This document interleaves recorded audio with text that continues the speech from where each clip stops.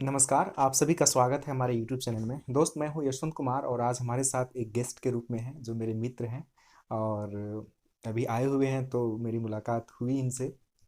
तो मैं ज़रूरी समझा कि कुछ बातें इनसे करूं और आप लोगों के साथ भी उस बात को साझा करूं ताकि आप लोगों को अगर लगे कि कुछ बातें इन्फॉर्मेटिव है तो आप लोग इस वीडियो को देखिएगा।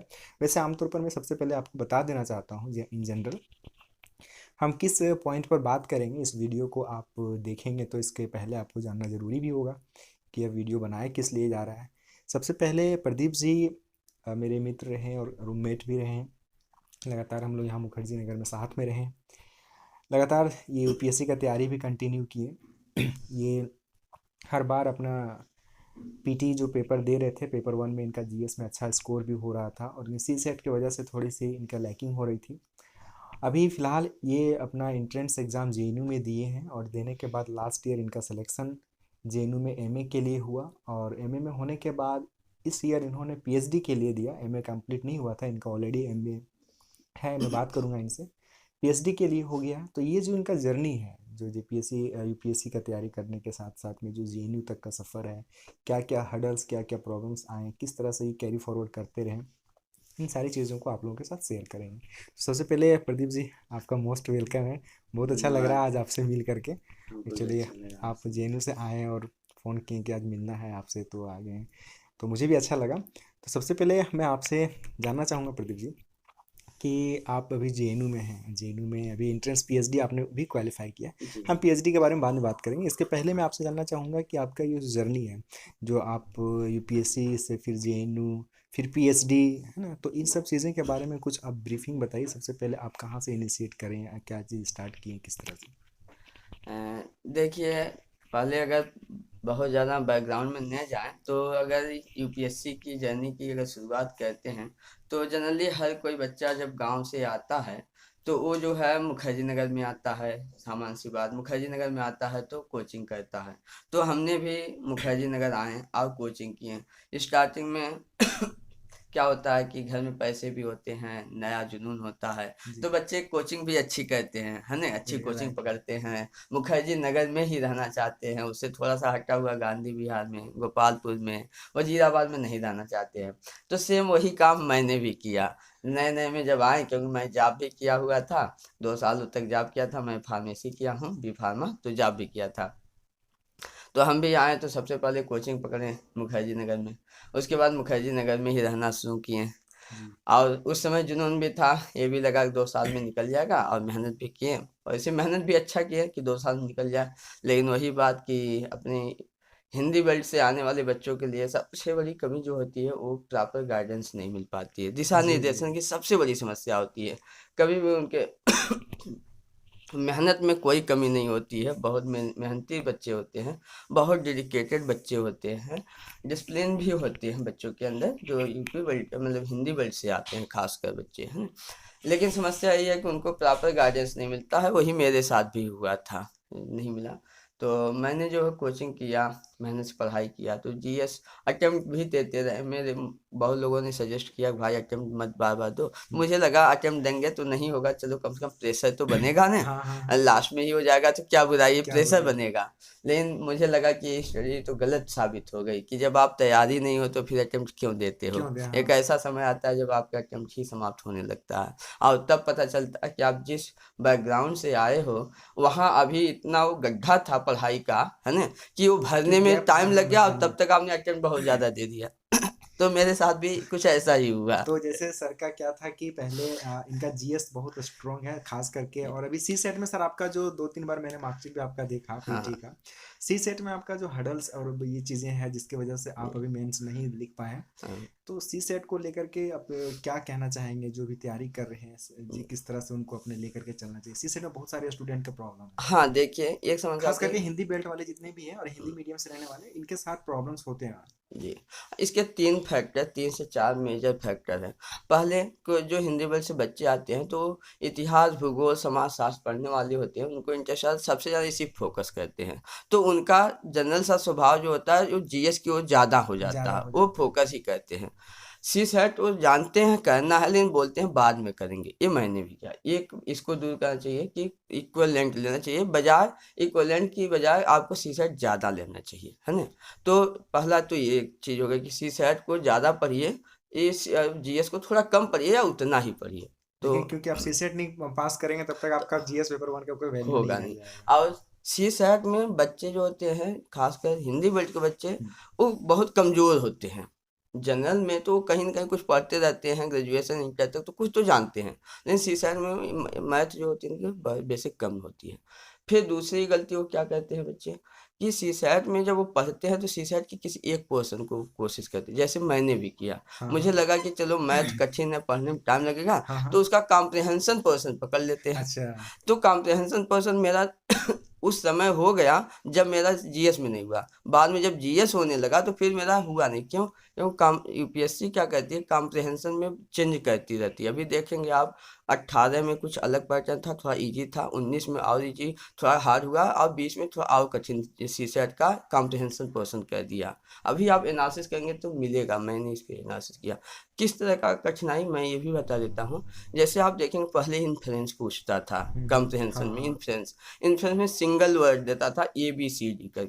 अब जो होता है 20 तक आते हैं तो उसने कोडिंग कर दिया, ए भी सही बी भी सही है, हाँ मतलब ये केवल एक केवल दो केवल तीन इस तरह, तो ये कठिन बना कठिन दिया। फेस भाई करते हैं। इन्फ्लुएंस में आप कैसे दो तीन करोगे, हाँ। है ना, अवतर कैसे दोगे, तो अनुमान कैसे लगाओगे, तो ये सब थोड़ी कठिनाई हो गई। तो कुल मिलाकर के हम आपके बात से इस बात को समझ रहे हैं कि अगर आप यूपीएससी की तैयारी कर रहे हैं और अगर आपकी सीसेट पोर्शन अगर वीक है तो अपने जीएस के साथ साथ अपना सीसेट को और उसके कंप्रीहेंशन जैसे सर बता रहे थे और जो भी पोर्शन से है सीसेट का उसको साथ में ले करके चलिए, उसको भी कम नहीं आंकना है, भले वो आपको सिर्फ क्वालिफाइंग है।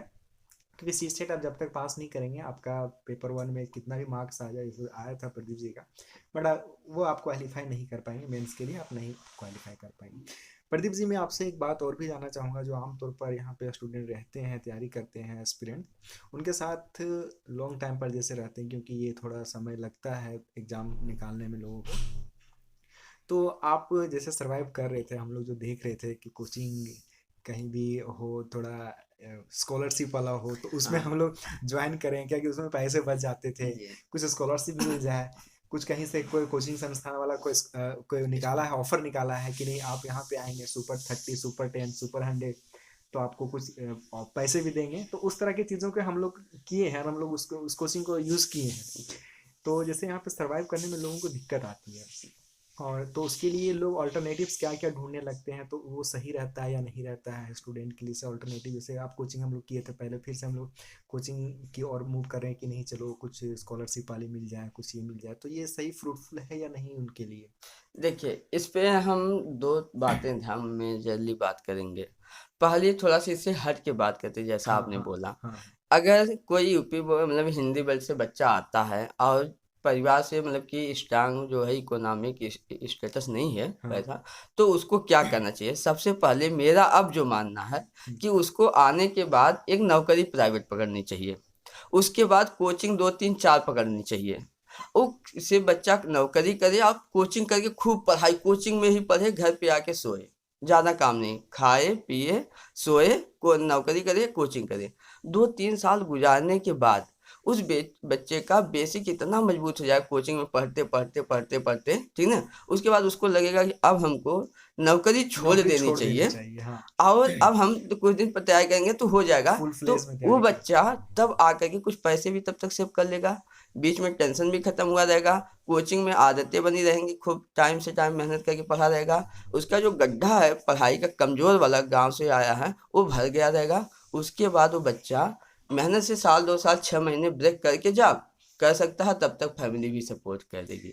ये बेस्ट मतलब है आज बहुत के बहुत देखिए डेट। आमतौर पर जो आप यूपी बिहार झारखंड उधर के स्टूडेंट को देखेंगे तो थोड़ा फाइनेंशियल इंक्लूजन्स रहते हैं उन लोगों के पास में, क्राइसिस हो गया, तो इनका कहना है कि अगर आप कोई डिग्री किए हैं, अगर आप सक्षम हैं काम करने में, जॉब कर रहे हैं तो जॉब कंटिन्यू कीजिए और क्लासेस भी आप लेते रहिए, और जब आपका लगने लगे कि आपका जो लेवल है वो आ गया है हाँ ठीक दो ठाक लेवल तीन पर, साल तक जैसे आपको तैयार बेसिक चीज़ें कीजिए। सब कुछ फंडामेंटल्स क्लियर हो गई हैं, देन आफ्टर आप स्विच कर दिए या फिर आप स्विच नहीं मतलब आप उसको ड्रॉप कर दीजिए अपने जॉब को और आप फुल फ्लेज में तैयारी में लग हाँ जाइए, तो ये आपके लिए थोड़ा क्या है कि आप सस्टेन अच्छे से कर पाएंगे।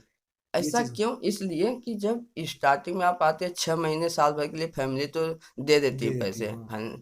लेकिन उसके बाद जब पैसे की समस्या होने लगती है तो आपके दिमाग में पढ़ाई से ज़्यादा यही चलती है कि हम पैसे कहाँ से व्यवस्था कहाँ करें। से व्यवस्था आप करें? कोचिंग ढूंढते हैं, कोई कोचिंग स्कॉलरशिप वाली दे रही है, कहीं प्राइवेट में अगल बगल में कोचिंग मिल जाए बच्चे को ट्यूटर मतलब पढ़ाने के लिए, तो या कहीं और जॉब मिल जाए, तो इसमें आपकी पढ़ाई सबसे चीज़। अच्छा, एक चीज़ और गलती होती है बच्चों को कि वो क्या करते हैं, मेहनत को ध्यान देते हैं। याद रखना इसमें कि हमको दिमाग का मेहनत सबसे ज़्यादा काम करती है। जी, जी। आपकी माइंड का एनर्जी को सेव करना है, क्योंकि वही यूपीएससी क्लियर करवाती है। माइंड में कहीं और चलता रहेगा, फिजिकली आप यहाँ पढ़ाई कर रहे हो, दिमाग कहीं और, कभी नहीं यूपीएससी होगा। तो जब कम पैसे होते हैं, ये समस्या आती है। इस समस्या के लिए वो समाधान बेहतर है, पहले आप नौकरी ही आते कर लीजिए, पकड़ लीजिए, कोचिंग खूब पकड़ लीजिए 2-3, क्योंकि यहाँ कोचिंगें क्या होती हैं, बच्चों के जॉब के अकॉर्डिंग सेट होती है, नाइट में, अर्ली मॉर्निंग में हाँ, कोचिंग कर, राइट, राइट। तो ऐसे कर सकते हैं, ये बेहतरीन उपाय है। चलिए, इस सेगमेंट के बाद अब हम बात करते हैं इनका जेएनयू का सफ़र के बारे में। सर, आप जैसे तैयारी करने के दौरान, यूपीएससी के दौरान आपने एंट्रेंस एग्ज़ाम दिया, जैसा कि आपने बताया था कि यशवंत जी, मुझे तो मेरा पीटी का एग्ज़ाम था यूपीएससी का, देन आफ्टर नेक्स्ट डे हमारा जेएनयू का एंट्रेंस एग्ज़ाम था। और मैं तुरंत हड़बड़ी में गया, कुछ पढ़ा भी नहीं था। और मुझे यहाँ तक बताया इन्होंने कि पहले जब हमारी कन्वर्सेशन होती थी फ़ोन में, अभी भी होती है, तो बताए थे कि इसमें जब रिजल्ट आया एंट्रेंस एग्ज़ाम जेएनयू का, तो एमए में इन्होंने जेएनयू में टॉप किया, अपने जी। अपने सब्जेक्ट में हिस्ट्री में इन्हें टॉप किया है, लेकिन इन्हें पता नहीं है कि आपने मैंने फर्स्ट किया। ये इतना अपने पढ़ाई में दिन हो गया, फिर अपना मेल रोल नहीं चेक किए थे आप। नहीं चेक तो किया जब था। ये चेक किए तो देखें कि अरे यार, हम तो फर्स्ट किए हैं, टॉप किए हैं, एग्जाम का डेट मात्र 2 दिन बचा हुआ है, और 18-19 को देखे थे, 20 तक शायद मेरा एडमिशन का। एडमिशन का था। जी हाँ। तो इस यह जो चीज़ें हैं, आप जो तैयारी की हैं, तो जी। इसका क्या क्या सिग्निफिकेंस आपको फ्यूचर में देखने को मिला, और जेएनयू में आपको जाने में क्या हेल्प ये किया, या फिर क्या आपको लगता है इस सब हाँ, चीज़ों में? देखिए एक बात है, यूपीएससी का आप तैयारी कर लेते हैं तो एक बात आश्वस्त रहिए कि आप कहीं न कहीं अच्छी जगह तो कर लेंगे, जिस दिन यूपीएससी सेटिंग मान लीजिए दुर्भाग्यवश नहीं होता तो। मैं बताऊँ ऐसे ही, मतलब मैं क्यों जेएनयू गया, उसका मेन वजह था कि यहाँ रहते-रहते पैसे की होने लगी समस्या रहने की। तो ये हुआ, और दूसरी बात लंबे समय से रह रहे तो माहौल भी चेंज करना था। 2 बड़े फैक्टर थे कि माहौल थोड़ा चेंज किया जाए, अच्छा जगह मिल जाए। तो इसीलिए हमने इंटरेस्ट दिया था, तो जेएनयू में मेरा हो गया। तो मतलब मैंने स्पेशल कोई जेएनयू के एंट्रेंस के लिए पढ़ाई नहीं किया था, मैं खाली यूपीएससी ही पढ़ा, उसी बिहाफ पे मेरा हो गया। और आप टॉप भी कर गए टॉप उसमें? भी कर गया। एक दूसरी और भी जो खुशी की बात है, मैं इस साल पीएचडी दिया। हाँ। पीएचडी में जेएनयू के आप सोचिए कि 4, 5, 7, 8 सीट मैक्सिमम होती है किसी सेंटर में जेएनयू पीएचडी के लिए। उसमें वहाँ के खुद बच्चे तैयारी करते हैं जेएनयू में पीएचडी के लिए, वो भी जो बच्चे एमफिल करते हैं वो सबको पीएचडी करना होता है, वो भी होते हैं। अच्छा। और देश के टॉप यूनिवर्सिटी के बच्चे भी कम्पीट करते हैं, कम्पीट करते हैं। और 6-7 सीट के लिए होना बड़ा कम्प्लीट होता, लेकिन मेरा हो गया। मैं हाँ, कुछ नहीं पढ़ा था, आपको बता ही सच्चा है, आप कुछ पढ़े नहीं, थे सर, लेकिन वो सिर्फ तैयारी यूपीएससी के दौरान यूपीएससी में की जो पढ़े पढ़ाई रहे, की थी। जी, वो जी। आपके लिए भी हाँ, फ्रूटफुल हो रहा है। वही उसी की वजह से मेरा पीएचडी हो गया अच्छा, इंटेंस। तो जैसा कि सर का अभी ये एमए कंप्लीट भी नहीं हुआ हाँ, एक्चुअली, हाँ, सर आपका पहले से एमए कौन हाँ। से सब्जेक्ट से था? पब्लिक एड से था, पब्लिक एड से क्योंकि था। उस समय हमारा बी ऑप्शनल फार्मा कभी, करने के बाद आपने पब्लिक एड से किया हाँ, था ना? क्योंकि ऑप्शनल उस समय यूपीएससी में पब्लिक एड पब्लिक था। एड लिए हुए थे, तो अब पब्लिक एड के ऑन बिहाफ पर आपने पीएचडी क्वालिफाई किया अभी, हाँ, है पीएचडी ना? तो की। पीएचडी सर का हो गया है। जेएनयू से अब ये एडमिशन लेंगे, एमए उधर स्किप कर दीजिएगा, एमए तो हाँ, करना अभी है देखिए, गवर्नमेंट में। अच्छा। हाँ, क्योंकि अभी वो फिर इंट्रेंस के बाद जेएनयू पीएचडी में फिर वाइवा होता है, अच्छा। 70 नंबर का इंट्रेंस होता है, 30 नंबर का वाइवा। जी, तो जी। वाइवा भी 24 तारीख को हुआ है। अच्छा, वो फाइनल रिजल्ट नहीं आया सिलेक्शन अच्छा, का, अच्छा। आने के बाद फिर देखते हैं क्या अच्छा, करना अच्छा। होगा जी। चलिए, तो जैसा कि इनका हम बात किए बहुत सारी चीज़ें, आप लास्ट एक जैसे स्टूडेंट को अगर कोई तैयारी कर रहा है, चाहे वो एंट्रेंस एग्ज़ाम का हो या कंपटीशन एग्ज़ाम का हो, आमतौर पर यही एग्ज़ाम की बात हम करेंगे अभी, है ना? एकेडमी एग्ज़ाम तो छोड़ दीजिए अब, क्योंकि हम लोग जब कंपटीशन और एंट्रेंस, जैसे आपने भी एंट्रेंस जी। दिया, तो दोनों की जो सिलेबस है, दोनों चीज़ें जो को भी पढ़ते हैं अपने अपनी चीज़ों में, तो उनको कॉमनली अगर हम बात करें, एक कॉमन फैक्टर में बात करें कि क्या उसको मेन चीज़ पकड़ करके चलना चाहिए अपने कंपटीशन के लिए भी, और एंट्रेंस एग्जाम की अगर तैयारी कर रहे हैं जेएनयू के लिए, या फिर बीएचयू के लिए, या फिर आईआईटी के लिए, कोई भी चीज़ों के लिए, तो उनके लिए क्या आप लास्ट मैसेज अब देना चाहेंगे? देखिए, उसके लिए आपका जो ऑप्शनल होता है, क्योंकि स्टेट पीसीएस या यूपीएससी सब में ऑप्शनल होता है, हम्म। तो ऑप्शनल को आप खूब मेहनत से पढ़ाई कीजिए, ठीक अगर है? आप कमीशन का तैयारी करें, सिविल सर्विस का, किसी चीज़ कमीशन का या यूनिवर्सिटी का, यूनिवर्सिटी का, किसी का, ठीक है। उसको कीजिए। ठीक। उसमें एक बात बहुत ध्यान रखना चाहिए, 4 किताब पढ़ने की बजाय आप सिर्फ एक किताब ही पढ़िए 4 बार। Good, good. ये ज़रूर आप फॉलो कीजिए, ठीक है ना? तो ये कीजिए, पहले बेसिक कमजोर मतलब स्ट्रांग बना लीजिए, जो जैसे इतिहास, भूगोल, इकोनॉमिक्स है ना, इसको मजबूत बना लीजिए। उसके बाद करंट से आप अपडेट रहिए। इसके बाद हर एग्जाम निकल जाएंगे, चाहे स्टेट का हो, चाहे यूपीएससी का हो, चाहे एकेडमिक का हो, ये इस तरह। और बच्चों एक बात ध्यान, जो लास्ट मैसेज हम देना चाहेंगे वो ये, घबराने की जरूरत नहीं है। पैसेंस रख के आपको पेशेंस रखिए कि आप जो कर रहे हैं आप ट्रुथफुल हैं, आप ट्रस्टेड हैं, कि आप जो कर रहे हैं आप अपने आप में धोखा नहीं दे रहे हैं। उसके बाद आप कहते जाइए रिजल्ट कब होगा टेंशन मत लीजिए, लेकिन होगा। होगा। सोचिए जी। चलिए, आप तो सभी देखें, हम दोनों दोस्त बात किए हैं अभी बहुत सारी चीज़ों को ले करके। जैसे कि अगर आप तैयारी भी कर रहे हैं तो सारी बातों को, अगर आपको लगता है ये बात आपके लिए फ्रूटफुल है तो प्लीज़ कमेंट्स करके बताइएगा कि कैसा लगा मेरा और प्रदीप जी का वार्तालाप, अभी बात किए आप लोगों के लिए। और इस वीडियो को अगर अच्छा लगा तो और शेयर भी किसी को कीजिएगा। कोई मदद चाहिए तो मतलब, हाँ, कभी भी कोई हाँ, आपको हेल्प हेल्प चाहिए करेंगे। किसी भी रिगार्डिंग, जैसे मान लीजिए अगर जेएनयू का तैयारी कर रहे हैं एंट्रेंस एग्जाम का, तो आप कमेंट्स में आप मुझे लिख दीजिएगा, तो मैं उस तरीके से मैं वीडियो भी बना दूंगा आप लोगों के साथ में, क्योंकि बहुत लोग स्टूडेंट तैयारी भी करते हैं एंट्रेंस एग्जाम का। तो मैं प्रदीप जी से भी गाइड आप लोगों के लिए ले लूंगा कि किस तरह से करना है, उस बाद में वीडियो में बात करेंगे। यूपीएससी की तैयारी के लिए, सिविल सर्विस की तैयारी के लिए भी अगर पर्टिकुलर आप लोगों को सजेशन सुझाव किसी भी तरह चाहिए तो कमेंट्स बॉक्स में ज़रूर आप कमेंट्स कीजिएगा।